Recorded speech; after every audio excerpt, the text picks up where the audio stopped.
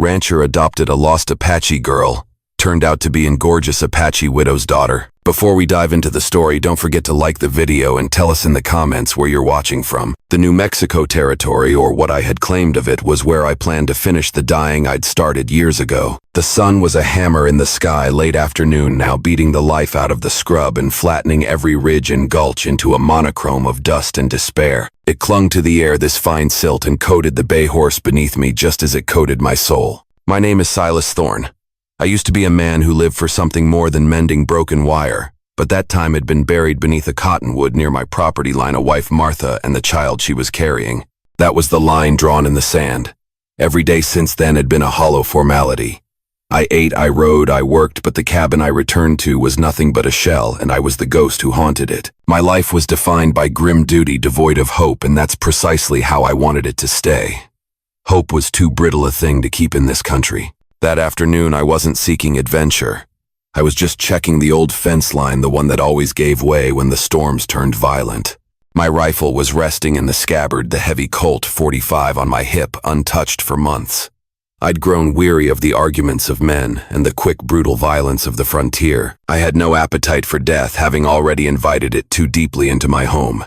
It was on the lip of a low ridge that I saw the movement. At first I mistook it for a starved coyote stumbling and awkward against the vast emptiness.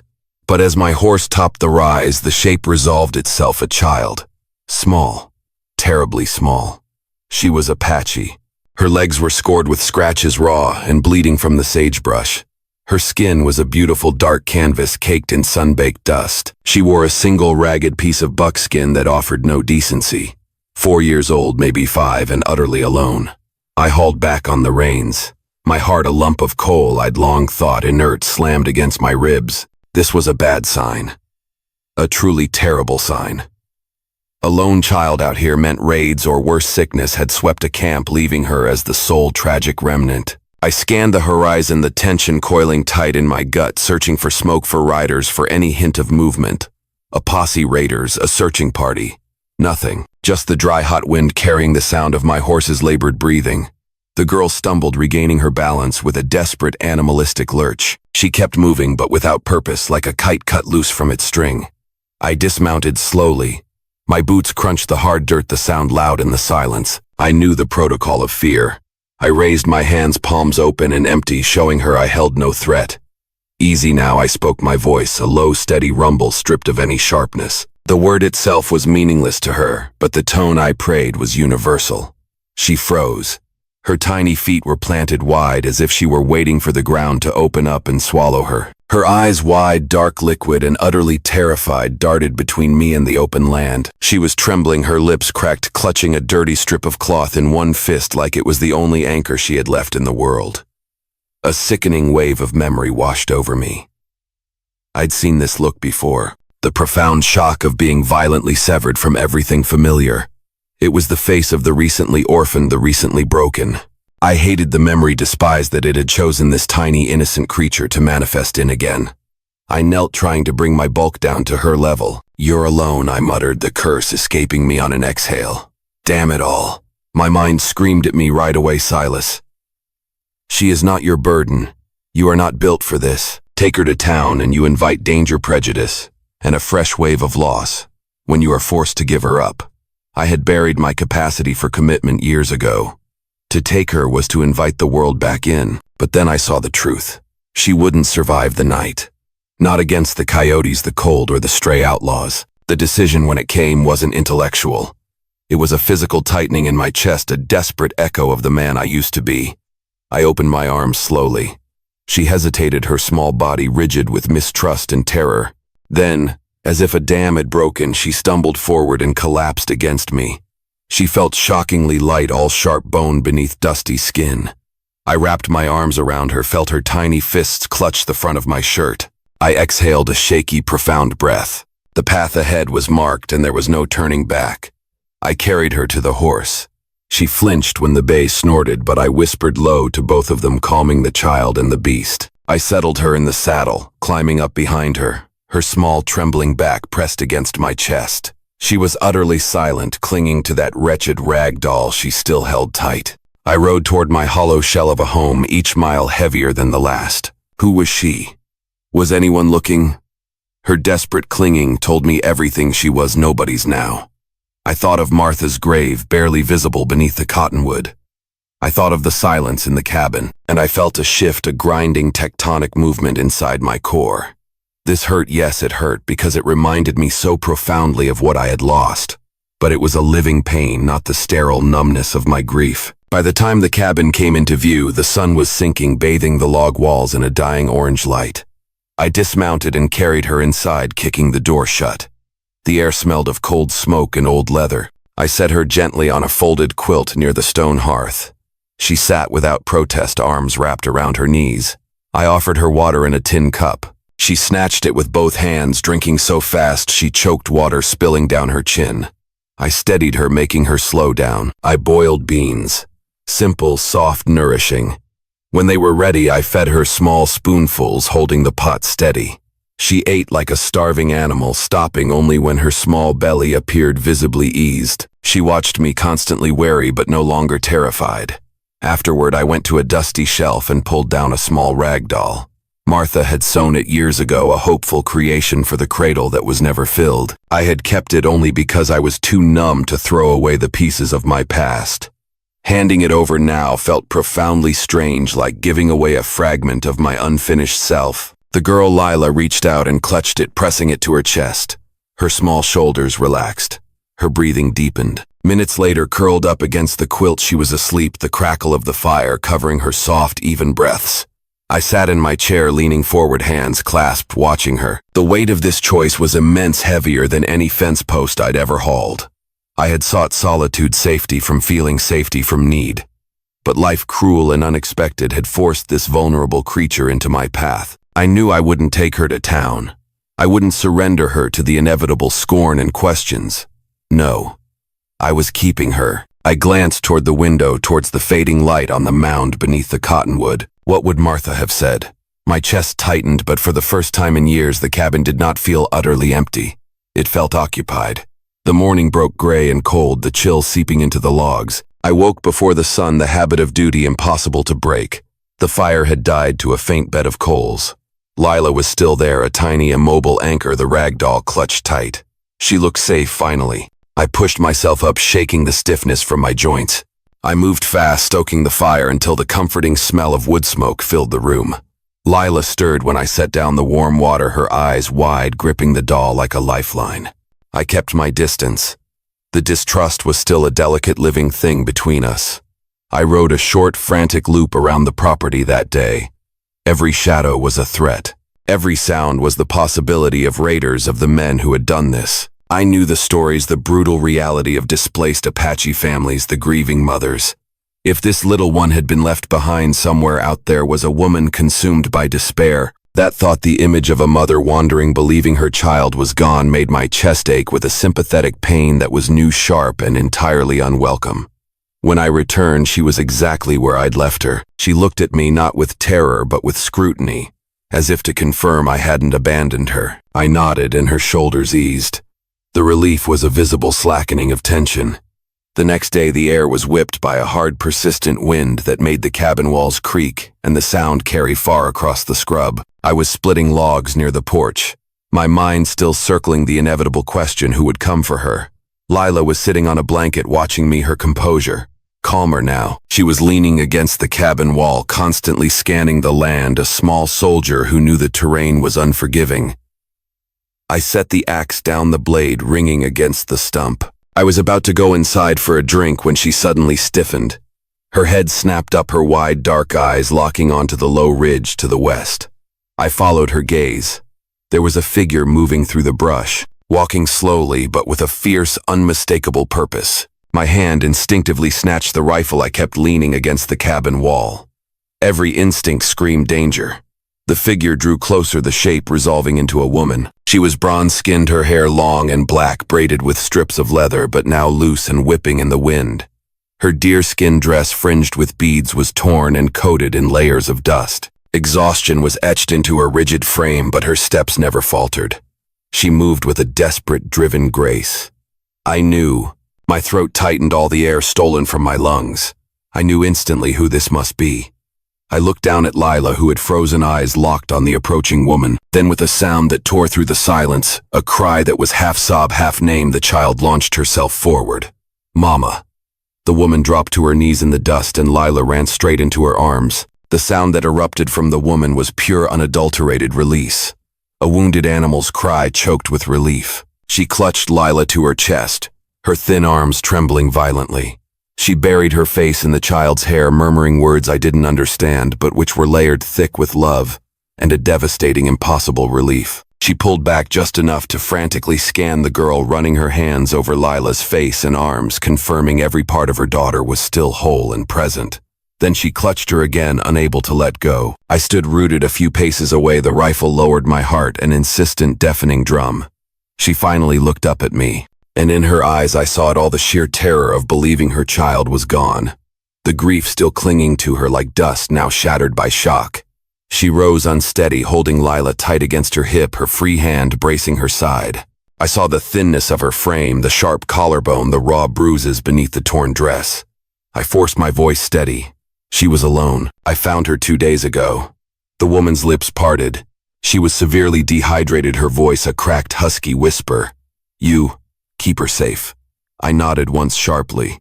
"She's been fed. Warm." She swayed. Her strength simply gave out. I stepped forward, catching her arm before she fell. She resisted for a moment, an instinct of fierce pride flaring in her eyes, but then her body conceded. I guided her toward the cabin. Inside, I set her gently onto the chair. I poured water, the same ritual I'd performed for the child, and watched as she drank, desperately choking but regaining her composure. Lila clung to her, the rag doll wedged between them, murmuring soft words in Apache. The child's silence hadn't been lack of voice. It had been fear. Now those soft, small words were her first utterance. I leaned against the table, arms folded, the weight of the moment pressing down. I had to know. "What happened?" I asked quietly. Her eyes darkened, turning hard and cold. "Raiders. They killed my husband." Her words were halting, but the meaning was clear. She touched Lila's head, the movement protective. "I thought my daughter gone. I search. Always search." My jaw tightened. Loss. That same raw, devastating, familiar loss. I thought of Martha's grave, the silent years. Her pain struck me hard, an old forgotten ache given new dimension. The woman's name was Ayana. The decision was the same as before, instantaneous, rooted in a deep, impossible empathy. "You'll both stay," I said. My voice was firm, brooking no argument. She blinked, startled. Kindness from a stranger was not what this country taught. Her lips trembled, but she gave a slow, deep nod. That night, my cabin housed 3 souls. I was no longer a ghost haunting a shell. I was tethered, and though the weight was heavy beneath it, stirred something ancient, a life force, a purpose I hadn't allowed myself to feel in years. The first morning with Ayana was tense. I woke before dawn, acutely aware of the faint, rhythmic sound of her breathing near the hearth. The sight of them together sent an unexpected tightness through my chest. For years I had demanded silence. Now 2 sets of steady breaths filled the void. When I returned from my morning chores, she was awake. She looked at me, weary and guarded, then down at Lila. "We had to speak. You have people, family." She shook her head, eyes dropping. "No. Only husband. He gone." Her voice caught, but she forced herself steady. "Only her now." I rubbed my jaw. The truth was stark. She had no one. My promise now held the weight of destiny. She lifted her eyes, studying me with an intense, quiet scrutiny. "Why you help her, not your child?" "Because I couldn't walk away," I finally said, looking not at her but into the flames. "Because I know what it means to lose a family. I wouldn't let her go through it alone." She was silent for a long time. In that shared, profound quiet, something shifted. She saw the familiar brand of loss in my eyes just as I saw it in hers.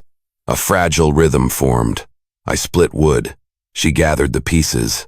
She found my needle and thread and mended the torn cuff of my shirt. She was competence thin and proud in motion. Her presence unsettled and steadied me all at once. That evening, the 3 of us ate at the table. Our fingers brushed as I handed her a piece of bread, and she did not pull back immediately. She tore the bread, giving the first piece to Lila.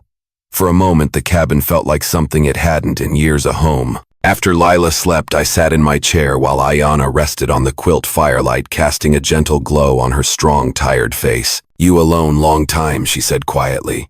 I nodded once. Since my wife died. The words were heavy, but they came out. My eyes flicked toward the window where the cottonwood stood, and she followed my gaze, understanding everything without further explanation. Her grief mirrored mine. The silence between us was no longer tense. It was shared. She leaned slightly toward the fire, and when her shoulder brushed against my boot, she didn't retreat. I reached across the table and placed my hand gently, firmly over hers. Her skin was warm, roughened by the desert, but soft beneath my calloused palm. She didn't pull away. We stayed like that, my hand covering hers, the fire crackling between us. She exhaled, steadying herself, and then slowly she let her hand turn, her fingers brushing against the back of mine. It was a small, profound gesture, heavy with weight. Later that night, as I shifted to rise, she leaned toward me instead of back. Our shoulders brushed, and the air in the small room grew thick and heavy. I turned my head, and before the cold logic of my loneliness could return, my lips found hers.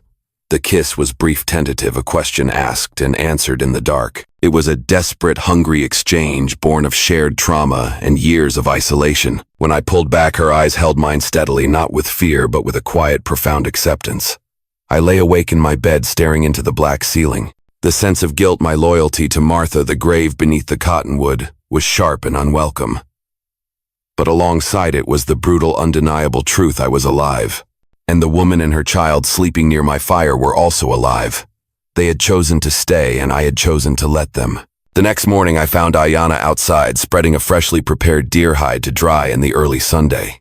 She glanced up at me, and for the first time she truly smiled. It was faint, tired, but undeniably real. It was enough to shatter the last of my resolve. Something loosened in me, a knot I'd been carrying for years. I knew the road ahead was fraught with difficulty.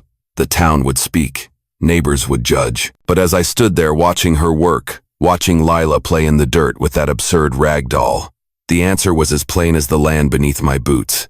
Whatever came, I would not send them away. The years of solitude were over. The cabin was no longer a tomb for the dead, but a space for the living.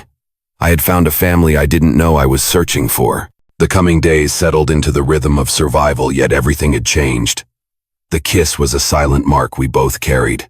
Ayana's glances were steady, her silence expectant. I worked harder than ever, trying to outrun the thoughts I wasn't ready to name. It was during one of those long, hard days that Lila began to cough. The illness started subtle, a dry hacking sound in the night, a sound that immediately sliced through my deep sleep. By the second day, when I felt Lila's forehead, it was burning. A low-grade fever that pulsed with worry, a small yet potent fire that signaled a war being waged inside her tiny body. I was instantly alert, consumed by a fierce new terror. Fever, I stated, my voice low and taut. I'll ride for the town doctor. Ayana shook her head immediately. No, too far, too long, and white doctor will not know the sickness of the blood. I didn't argue. She took charge of the crisis, her tribal knowledge emerging as a lifeline. She gathered the few dried herbs she carried and showed me how to boil them into a foul-smelling decoction. Willow bark for the heat, she instructed. We took shifts. I watched, humbled. My skills were those of the axe, the rifle, and the fence post. Hers were those of healing, of patience, of enduring vigilance. This crisis wasn't about strength. It was about tenderness and knowledge. I placed my hand gently on her shoulder. Sleep, Ayana. I'll watch the fire. I'll watch her. She leaned into my touch for a heartbeat, a fractional surrender that spoke volumes, then slowly shifted carefully, placing Lila into my arms. The warmth of the child, the slight weight of her sickness, was a burden I willingly accepted. Holding Lila, I felt the ghostly echo of my lost child, the deep, agonizing emptiness that Martha's passing had left. But this time the echo was overlaid by a real living weight, a chance for redemption, a fierce, protective love for the innocent being in my arms. I stayed there all night, rocking slowly, listening to her labored breathing. Dawn broke, and the fever broke with it. Lila was drenched in sweat, but her brow was cool, her breathing shallow but even. She opened her eyes and gave me a small, tired smile. The relief was immediate, overwhelming, and physical. Ayana woke instantly. She saw the change. When she realized the fever was gone, she slumped back against the logs, tears finally spilling down her cheeks. Tears not of grief, but of absolute consuming gratitude. She reached out, grabbing my hand. She held it tight, pressing it against her own heart. Silas, she whispered, using my name for the first time. You kept her well. You guarded her. It was the most profound thanks I had ever received. We had fought this together. Later that day, Ayana and I sat outside watching the sunset. Your husband, I began. What kind of man was he? Ayana looked out over the ridge. He was a strong man, a good hunter. But the raiders, they do not care for careful, only hate. I know about hate, I said. I know about loss. It tries to make you hollow. She turned to me, her eyes seeing deep into the hollow space I had tried to maintain for so long. It did. I was hollow, but now I look at her and I am not hollow anymore. She paused and her gaze shifted to me. And you, Silas, you let the light back in. She moved closer, her shoulder pressed against mine, a deliberate soft pressure. We are both widows, Silas. Both empty spaces trying to fill. Her honesty was a challenge and an invitation. I turned to face her, the last of the fear and the guilt dissolving like mist. I had been given a second chance at life, not to replace the first, but to honor it by living. I reached for her, my hand cupping her cheek, my thumb brushing the delicate bone beneath her eye. I pulled her to me. This kiss was deep, consuming, and desperate, a joining of two lonely souls acknowledging their shared wreckage and their sudden fierce hope for reconstruction. It was a promise made without words, witnessed only by the setting sun and the sleeping child inside the cabin. I won't let you go, I whispered, my voice rough with conviction. I won't let either of you go. The town can talk. The world can burn. You are my home now. The following weeks were an exercise in the slow, meticulous architecture of trust. The desert had its own silent language, and Ayana understood it perfectly. She moved with an innate efficiency that shamed my own recent laziness. She taught me things I thought I knew how to read. The change in the wind, how to prepare meat without wasting a sinew, how to find the water hidden deep beneath the fractured stone. Our conversations were slow, measured, crossing the deep ravine between our languages and our worlds. I taught her English words, names for the things in my world: fence, saddle, iron, gun, love. She taught me Apache, the words for things that mattered to her mother: sun, river, sorrow, courage. We built a bridge word by agonizing word, and the act of teaching, of slowing down and focusing, was intimate, in a way that the kisses of the night were not. Lila was our interpreter, our small giggling bridge. She was healing the sharp edges of her grief, softening into the round comfort of a well-fed child. She spoke English to me, Apache to her mother sometimes, mixing them up in a joyful, nonsensical babble that made Ayana's laugh a low melodic sound I had not known, until then, echo through the rafters. One chilly evening, Ayana sat at the table, her hands busy weaving willow switches into a basket. I was cleaning the rifle, its cold, heavy familiarity a comfort. Silas, she said, not looking up. Your heart. It is still sad. I flinched the cleaning rod, stopping mid-stroke. That sadness is just part of me now. It's what keeps me honest. She set the basket down, her dark eyes locking on mine. No, that sadness is a stone you carry. You do not need it to be honest. You need it to remember, but you do not need it to be heavy. She was my life, Ayana, I whispered, my voice thick. My whole future. The cottonwood. I know the tree, she cut in her tone, firm but gentle. I walk there when you ride. I speak to her. She is not angry at you, Silas. She is free, and she would want you to be free.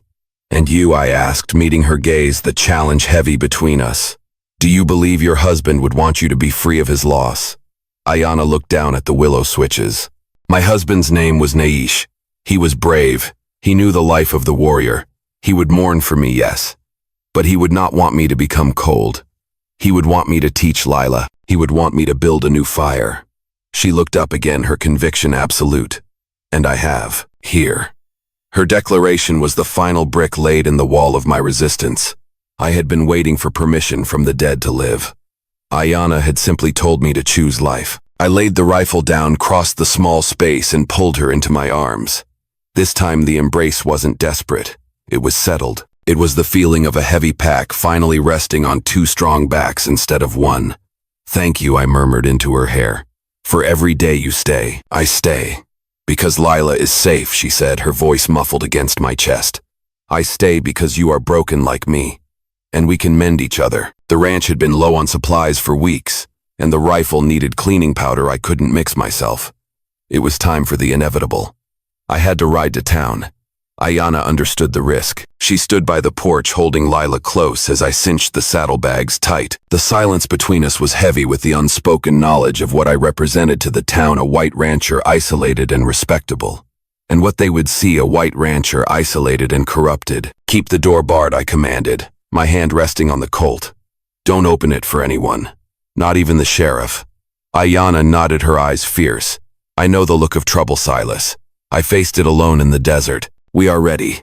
I wrote out the heavy responsibility of my family pressing into my spine. The miles felt longer than usual. The dusty road that used to feel like an escape now felt like a gauntlet. The town of Red Rock was exactly as I remembered it, a few wooden buildings clinging to the hope of a railroad spur, the air rank with stale whiskey and prejudice. I tied my horse at the general store and walked in the silence that greeted me sharper than any gunshot. Old Elias, the store owner, stopped stacking tins of beans. His eyes, usually twinkling with the promise of a sale, were narrowed and cold. "Silas," he said, the name dropping like a stone. "Heard you been keeping company." I grabbed a sack of flour, meeting his gaze directly.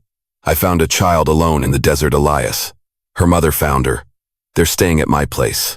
Elias wiped his hands on his apron. "An Apache child. And her mother. Folks been talking, Silas. Say you've lost your mind. Say you've forgotten Martha." The mention of Martha's name was a deliberate, cruel blow. My hand twitched toward my sidearm. I gripped the sack of flour until my knuckles were white. "Martha is buried on my land, Elias," I said, my voice low and dangerous, forcing myself to be calm. "Her memory is my concern, not yours.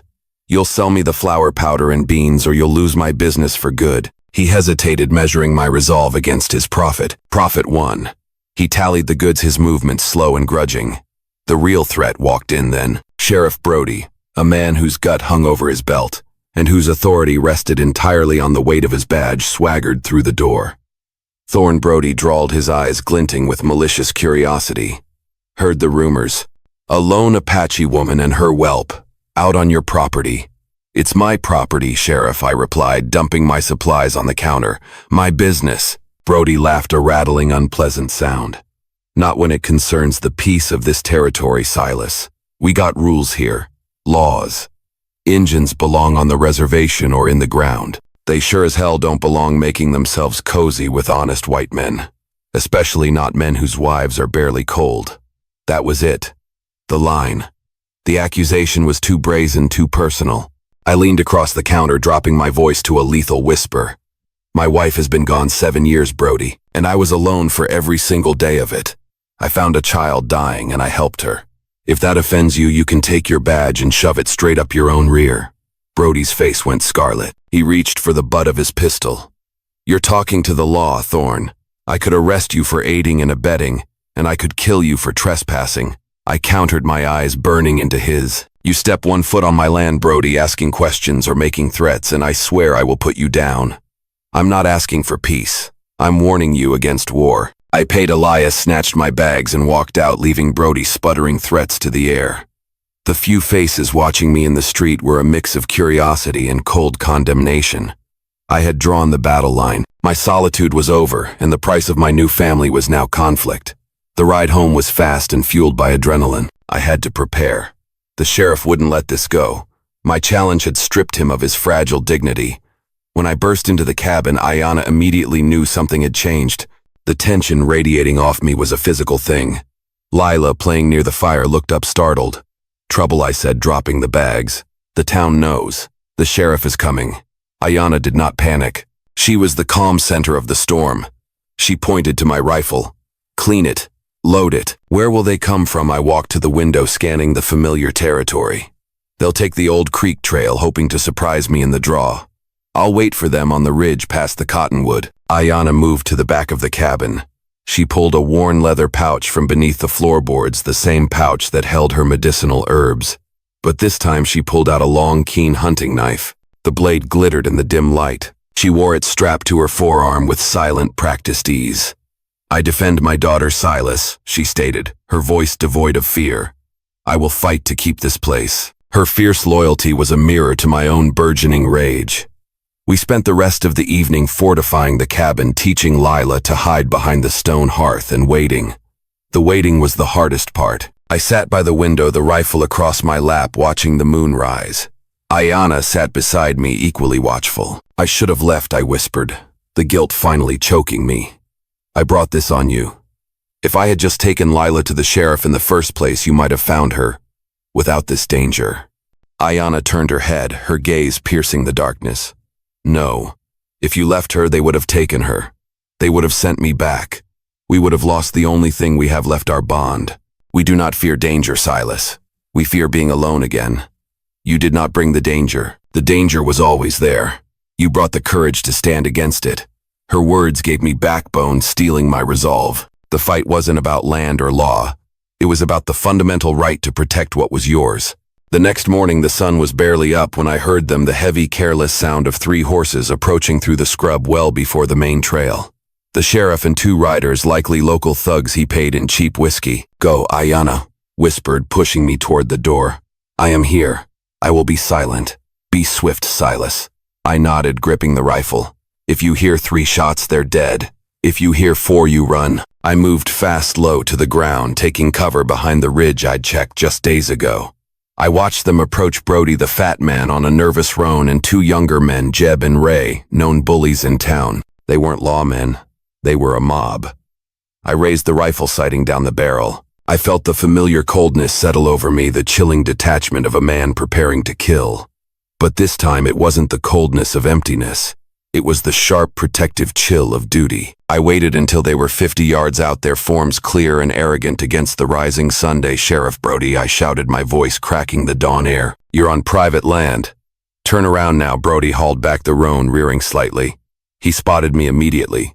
Thorn, you crazy son of a... Last chance, Sheriff, I warned, my finger tightening on the trigger. We're here for the Apache woman. The child, too. You step aside or we'll haul you back to Red Rock in irons. It's the law. The law that protects rapists and raiders, I shouted back. The law that kills children. You're no lawman, Brody. You're a hired thug for prejudice. Jeb, the younger man, spurred his horse forward, yelling, Get out of the way, you fool. We'll drag that squaw out by her hair. That was the last word I needed. The fury that erupted in me was volcanic, consuming the last 7 years of sterile grief. This man was talking about hurting my family. I fired. The rifle bucked, the sound deafening. Jeb screamed, clutching his shoulder as he tumbled from his saddle. The horse bolted. Brody and Ray pulled their pistols. I dropped the rifle, pulling my Colt .45. The change in weaponry was instinctive, born of old experience. The rifle for distance, the revolver for close quarters chaos. Ray fired wildly, the bullet whistling harmlessly over my head. I sighted and fired twice in quick succession. Ray fell backward, a heavy, lifeless sack. Brody was fumbling, reloading, his face a mask of terror and disbelief. I walked toward him, the Colt steady in my hand. Don't! Brody screamed, his voice high-pitched and wet. Don't you dare, Thorn, I'm the law. I stopped, standing over the dead and the wounded. I looked him in the eye, the hatred and finality in my gaze absolute. You came here to terrorize a widow and her child, Sheriff, I stated. You left the law behind in Red Rock. Now you ride back and you tell the whole miserable town that my land is fenced and my family is protected. You tell them that the next man who crosses that line dies. I fired my last round into the ground near his foot. The dust kicked up, stinging his face. Brody screamed, dropping his gun.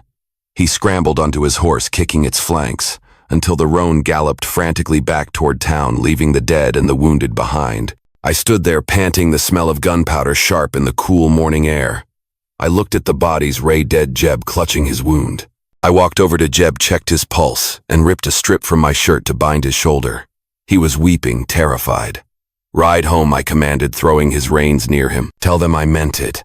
I gathered the weapons, taking my rifle and the sheriff's discarded badge. I looked back at the cabin. The door was still barred. When I walked back, Ayana met me at the door. Her eyes swept over me, ensuring I was untouched. Then they flicked to the badge in my hand. 3 shots, she said, her voice trembling slightly. Why 3, Silas? 2 dead. 1 wounded, I corrected, dropping the badge in the dust. The wounded one is the messenger. Now they know. Ayana looked at the badge, then at me. Her expression was one of profound relief, mixed with a powerful burning pride. She reached out her fingers, running over the dust on my cheek.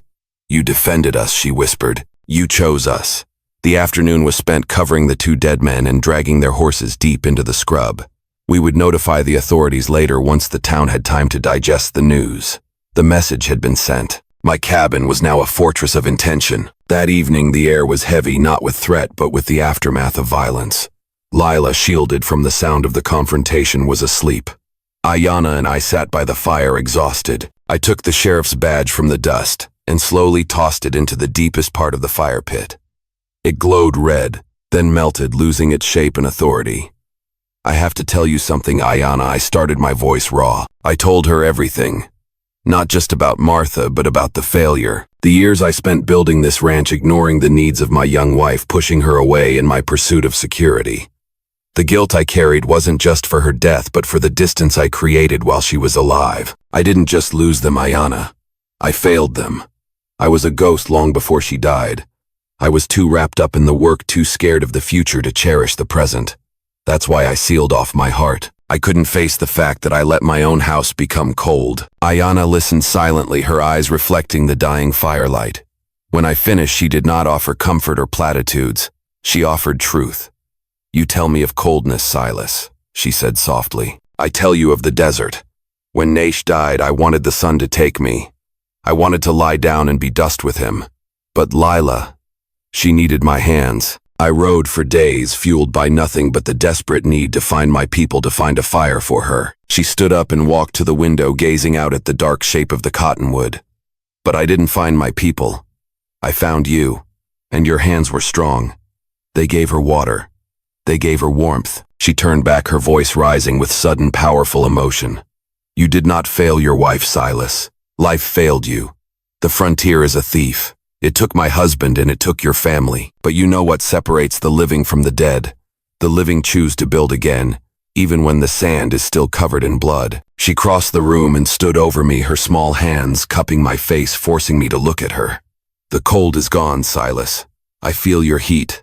I feel your rage. It is not the rage of a dead man. It is the fury of a man defending his future. Martha is a memory, and I will honor her. But I am here. And Lila is here. You must let the cold place in your heart die so the warm place can grow." I pulled her to me, burying my face in her hair, feeling the fierce, uncompromising energy of her spirit. She was my redemption, my anchor, and the living embodiment of the courage I thought I had lost. I knew what I had to do. The next morning I did not saddle my horse for the fence line. I walked alone to the grave beneath the cottonwood. The air was crisp, the wind quiet. I knelt by the small mound. I had not cried in 7 years. The tears came now hot and heavy, washing away the bitter, paralyzing guilt that had held me captive. "I'm sorry, Martha," I whispered, touching the cracked, rough stone. "I'm sorry I was a ghost.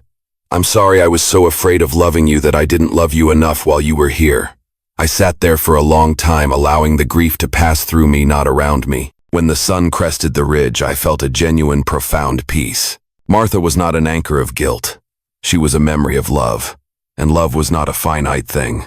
I stood up, pulling a clean, smooth stone from my pocket. I knelt again and placed the new stone carefully on the grave, a final gesture of respect. Then I turned my back and walked away, not running but walking toward the light of the cabin. News traveled slowly but decisively in the territory. Within a week the word was out: Silas Thorne had made his choice. He was a madman, a squaw lover, a murderer of lawmen. Though Brody's cowardly account ensured he was not mentioned as wounded, only that his deputies were killed by a cold-blooded killer. But the simple fact was that the town, for all its bluster, was afraid. The sheriff's failure and the 2 corpses that had to be hauled back was a clear warning. My land was toxic. The isolation became absolute. No one came to trade. No one came to visit. The silence I had once craved returned, but this time it was protective, not hollow. We were truly alone, a self-contained unit of 3 souls against a hostile world. This isolation forced our reliance on Ayana's skills. My ranching knowledge was built on trade, on fences, on the Anglo way. Ayana knew the way of survival that needed none of that. She taught me how to harvest the wild potato, how to tan the hides, and how to fish the creek without a proper line. We worked side by side, the rhythm of our labor binding us more tightly than any kiss. We spoke English now, mostly with Lila acting as the occasional mediator for complex emotions. One afternoon, Lila was sitting on the floor attempting to mend her rag doll with Ayana's spare thread. Mama says you are good hunter, Silas. Lila said, her small brow furrowed in concentration. I replied, sanding a new handle for a shovel. Mama says you have the spirit of the grizzly bear. Lila continued, echoing a tribal comparison that meant both ferocity and protection. Ayanna looked up from sewing a new buckskin tunic for Lila, a genuine powerful smile crossing her face. It is true. He stood like the bear for his cub. He did not run. That simple validation meant more than any declaration of love. It was respect. The danger, however, was never far. One evening I returned from the west fence line to find a plume of distant smoke. I rode hard, my heart hammering. It wasn't the town.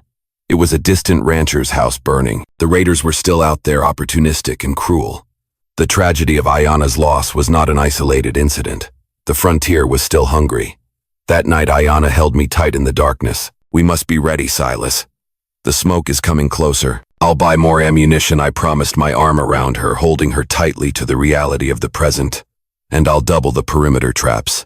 But Ayanna shook her head. No more riding to town. We rely on ourselves now. I will teach you the silent ways. The ways of Naish. We will protect this place with knowledge, not just noise. Over the next few months, Ayanna transformed the ranch. She taught me to build low-to-the-ground hidden snares. She showed me how to read the tracks of intruders days after they passed. She even helped me set up a rudimentary early warning system, using small stones and dried wood that would rattle with the slightest disturbance. I in turn built her a small separate shelter behind the cabin, a traditional Apache wickiup for Lila and her to use if the main cabin ever became unsafe. It was a compromise, the permanence of my log cabin and the adaptability of her traditional home. It symbolized our life together, two cultures, two methods serving one purpose. Life settled into a profound, enduring routine. The isolation was a crucible, forging us into an unbreakable family. Lila learned to talk for hours, her favorite subject being the stars Ayanna named in Apache, or the stories I told her of Martha and the sea I'd left behind long ago. We celebrated every small victory, the first successful harvest of beans, Lila's 5th birthday marked by a cake made of wild berries, and Elias's hard-won flower, the first time Ayanna laughed so hard she cried. One crisp autumn morning I was splitting wood near the cottonwood. Lila was playing nearby, chasing the falling leaves. Ayanna approached me, her gaze focused on the place where Martha rested. Silas, she said, her voice soft. I have thought about the grave. I stopped working, leaning on the axe handle. What about it? It is lonely. And it is very clear now that Martha is your past. You live in the present. We should plant something for her. Something that honors the life she did not have. I thought about it. The simple stone I'd placed was enough for my memory, but Ayanna's idea was richer. A pear tree, I suggested, the memory of Martha's favorite fruit, sharp and sweet. Martha always wanted a small pear tree here. Ayanna smiled. A pear tree. It is a good choice. It is strong and it gives life. We rode the next day, our first trip together, to a distant orchard where I knew a nurseryman. I bought the sapling, paying with the last of my silver.